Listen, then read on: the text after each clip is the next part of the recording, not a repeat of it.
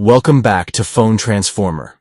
In today's video, I will show you how to share Google Calendar from Android in a simple step-by-step way, so you can easily send your events and schedules with anyone you want.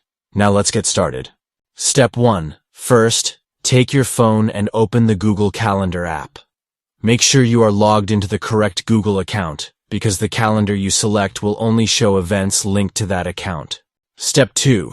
Within the app, look through the dates and select the event you want to share. Just tap on the date, then choose the specific event from your calendar to continue. Step 3. After opening the event, locate the small plus icon at the bottom of the screen and tap on it. This will give you different options, so simply select the event option to start editing or adding details. Step 4. Here you can type the name of your event, then set the start and end times. You can also adjust any extra details like reminders or descriptions to make the event more informative. Step 5. Now scroll down and find the Add People option. Tap on it, then type the exact email address of the person you want to share the event with.